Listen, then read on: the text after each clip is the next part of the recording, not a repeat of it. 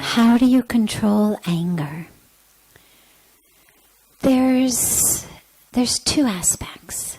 One is in the moment, and the other is, in general, to prevent the moment from arising. And both of them need to be done. Because, yes, you can keep working with anger in the moment, but ultimately the real solution is to work with what's causing it so that it doesn't keep coming. So as long as it keeps coming, you work with it in the moment, but you also work with that which is causing it. So the root cause of anger is two things. Number one, unfulfilled expectations. That's what we're angry about. We have an expectation. Let's say I hire you for a job, and I say to you, okay, I want you to do this job, and I, interview lots of people, you're the most qualified, you have come into the interview, you've said, I'm the man for this job, so I trust you. I have what you could call an expectation that you're going to do what I've asked you to do.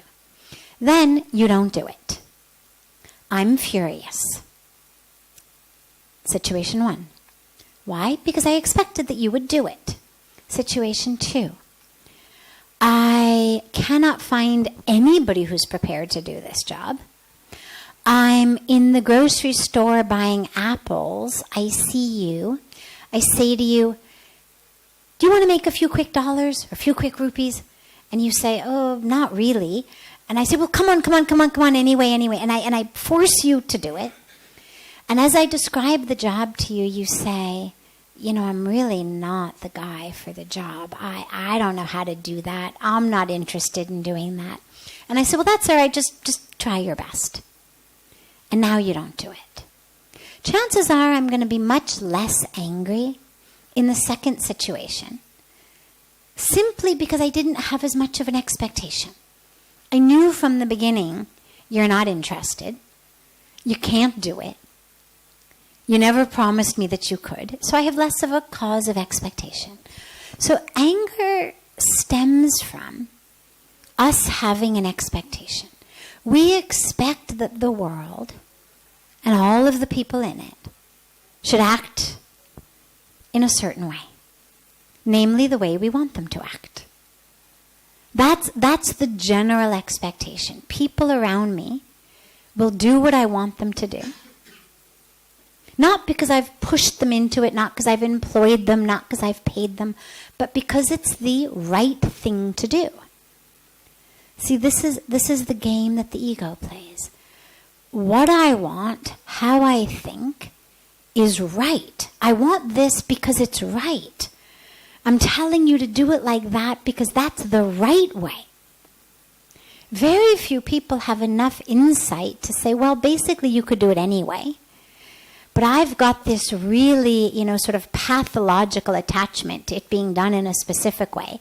So would you mind humoring me and doing it my way? Very few people have that level of self-insight. Most of us think that how we want things done is the right way. And so when they don't get done like that, when people don't respond, act, live, speak, treat us the way we want, we get angry. Whether it's the stock market, whether it's traffic on the freeway, whether it's our loved ones, whether it's our neighbors, whether it's our elected officials, whoever it may be. We have an expectation, and it's unfulfilled. That's the root cause of anger. The other root cause of anger is literally something as simple as habit. If you were born and raised in a family in which people did not have control over their anger, and so there was a lot of anger, lots of shouting, chances are that's going to develop in you simply as a habit. That becomes your learned response to the world. And, I come from an academic background of psychology. And 25 years ago, when I was studying psychology, when I was in therapy and studying to give therapy, from both sides, the teaching was, you better let out your anger. That the only way to deal with anger is to let it out. Express it. Get angry. Punch pillows. Hit blow-up dolls. Hit punching bags. Get out that anger. The Indian tradition is different. And interestingly, in the last 25 years, Western psychology has kind of come to be much, much closer to what the Indian tradition is, which says the more you get angry, the more likely you are to get angry. That literally you are laying what here we call sanskaras. In the West we talk about, neural networks, neural patternings. You're literally laying a habit. This is how I respond. I get angry. So contrary to the beautiful idea that anger were something like food poisoning, that you could just vomit up and then feel better, actually, the more you let it out, the more your brain, your nature says, this is how I deal with the world. I yell, I scream, I hit things, I throw temper tantrums. So those are really the two causes of anger. For the second part, for the habit, the only thing to do is literally stop allowing yourself to act in anger so that you lay a new sanskara, you lay a new pattern, you lay a new neuronal network. Come up with something different. I jog, I paint, I sing, I hug trees, I meditate, I cook, whatever it is, it doesn't matter. Whatever works for you. But something to lay a new habit so that instead of I shout, I hit, I fume, it's I garden. That's what I do. And in terms of responding to the expectation aspect, this is really something that we need to look at. Because not all of our expectations are so superficial. Sometimes they are. Sometimes it's, you didn't do the dishes, you didn't cook the way I wanted, you didn't clean your room, you didn't do the report, you didn't speak to me the way that I wanted you to speak to me. But sometimes it's deeper. We have an expectation that our spouses won't cheat on us. We have an expectation that our parents won't abuse us, that our spouses won't abuse us. We have an expectation that our house won't burn down. We have an expectation that our elected officials will rule with justice and integrity and honesty. So these are deep things. These are expectations that we all have. But what's important to remember is that we have no control over anything in the outside world. And that sounds very depressing, but it's actually very freeing.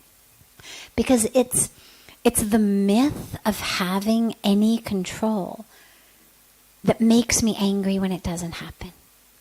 So for example, take something like the weather.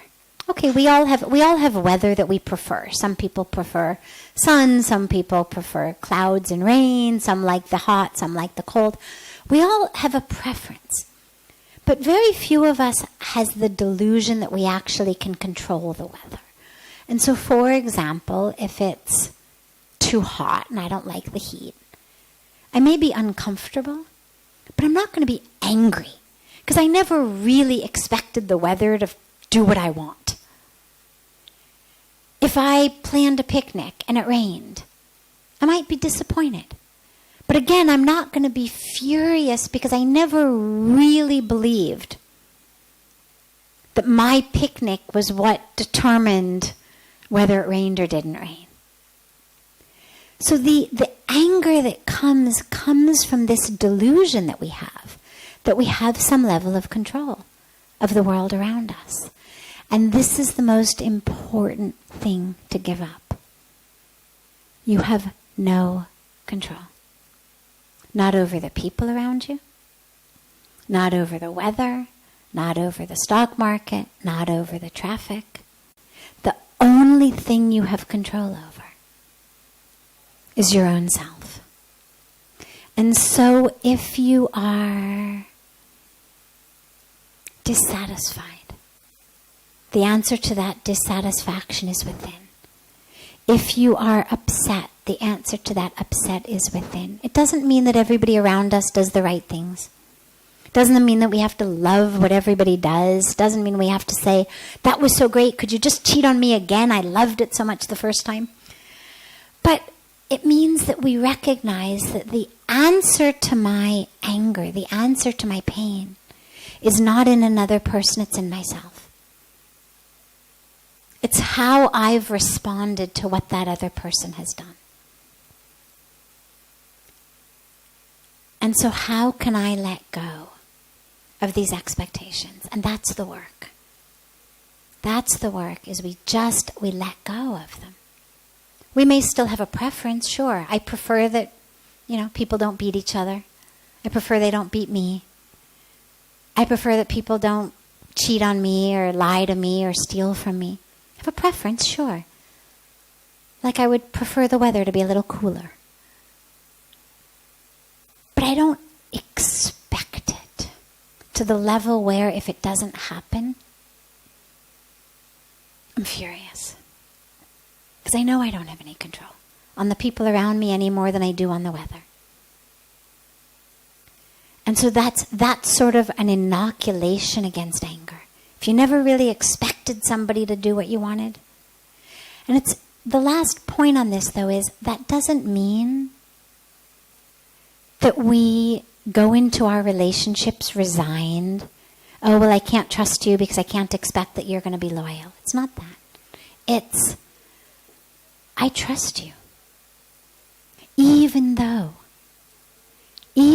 I don't have any expectation, I trust you because I feel your heart. I trust you because in trusting you, I grow spiritually. I trust you because in that trusting, I'm able to love. And the love is the most important thing that we need in our lives. And so even though I don't have an expectation, nonetheless I trust. Or even though I'm not attached to the expectation, nonetheless I trust. And then the last part is what to do when you get angry. Okay, so you had an expectation. You were attached to the expectation. They didn't fulfill the expectation. Now that wave of anger is coming. This is when you simply need to employ tools. And different tools work for different people. One of the most powerful tools is the breath. If your breath is low and deep and slow, you cannot simultaneously be furious. You can't do it. You also simultaneously can't be stressed out. The mind, the brain, and the breath, and the heart rate, the pulse, the blood pressure, all of that actually are very interlinked. To the point where if I gave you a pill that made your heart start beating really fast, your brain would get nervous, even though there was nothing to be nervous about. But the cues go both ways. Brain gets upset, heart beats fast. Heart beats fast, brain assumes there must be something to get upset about. It goes both ways. So if you can bring your breath slow and deep and long, you will pull yourself out of the heart-pumping, blood-rising, sweaty palms, sympathetic nervous system overload, I'm going to kill someone experience. It'll also pull you out of the stress response. It'll pull you out of anything that later you think, oh my God, what happened to me? It keeps you conscious. So the breath, first and best tool, just literally bring the awareness right here in the abdomen. It expands. It contracts. If you can do that, you pull yourself out of anger in that moment. Then take a walk. Drink a glass of water. There's a beautiful saint who says count to 100. I mean, figure out what works. There's dozens of different things you can do. The point is simply to keep yourself from reacting for long enough so that when you do, you're able to respond with a cool head, consciously, rather than in the unconsciousness that happens when anger overtakes us. The stuff that makes us repent the next day or an hour later. Doesn't mean that we love everything, doesn't mean that we condone everything, but it means when things happen that we don't condone, that we have the ability to respond to it consciously, rather than being the slave of anger.